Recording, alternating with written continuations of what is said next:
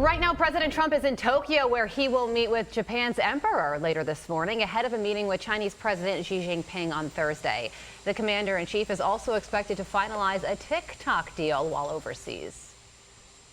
Are you planning to sign a final deal on TikTok on Thursday when you meet with... We might.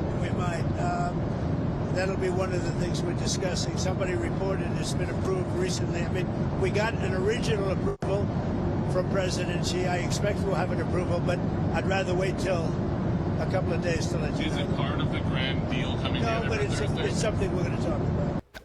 Iowa Congressman Zach Nunn, who sits on the House Select Committee on the CCP, joins us now. Congressman, the Treasury Secretary did not ultimately detail what the details of the deal are when he talked to the media this week, but he said they are all worked out. What needs to be in this deal, Congressman, to keep Americans, specifically our kids, safe? Well, Todd and Carly, you hit the nail on the head here. The president and Todd Bessent have led a great effort to make sure that we're securing not only our social media platforms, including TikTok, but that we're not allowing the Chinese to run away with that information, where it's stored, how it's messaged, what type of propaganda can be on there, and that it is a U.S.-based company. Look, Congress did our job, and the president's doing the right thing here. It's the art of the deal, what's in the realm of the possible, on making sure this becomes a U.S. company. But we should never forget that President Xi is also playing from the art of war in trying to aggressively go after ways that they can advise or even manipulate the U.S. population if TikTok remains in Chinese hands. We saw it firsthand after Congress did our job and passed a law to say that either TikTok needs to become U.S.-based or we're not going to have it here in the United States. China has never allowed TikTok to be operated within China. We know that Chinese operators use TikTok as a messaging point to children, to youth, to Americans across the way to try and drive their priorities on the platform when it was being divested. And President Trump has used this as part of a compendium of negotiating tactics against President Xi to say, we want this U.S.-based, favorable to America, protected, and that we know that this is secure going forward, not only for our youth, but for every American who's on the platform. So from what you've heard regarding the details so far, and some of those details were released in September, where are you in terms of concern over national security when this deal is signed?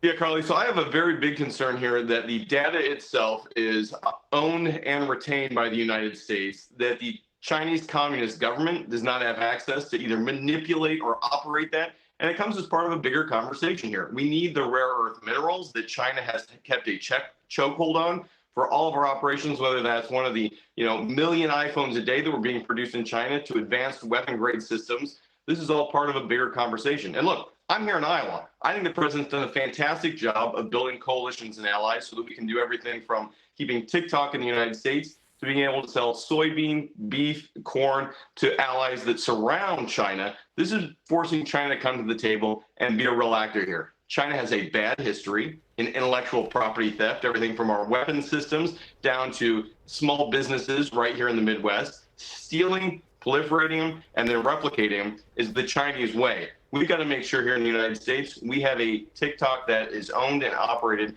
whether by Oracle or others, and has Chinese buyout, that it's going to be U.S. going forward.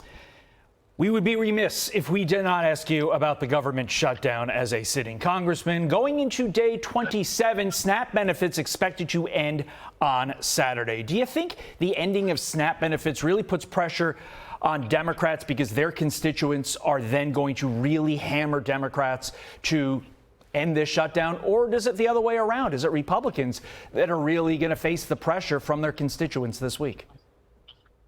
Yeah, Todd, let's be clear. Congress did our job. We passed a bill to make sure SNAP and WIC and military pay, for that matter, were all covered now through the first part of November here. We want to get back to work doing this. The challenge is we've got a handful of senators, all Democrats, who refuse to come to the table. We're now in the second longest shutdown in U.S. history. It doesn't have to be like this. And come November 1st, Americans are going to get slapped in the face by the inaction of Schumer's shutdown and the Democratic holdouts. That's everything from SNAP infecting 250,000 Iowans in my home district. And we're going to be out at food pantries all this week, making sure that they're ready for the potential onslaught of families who need this.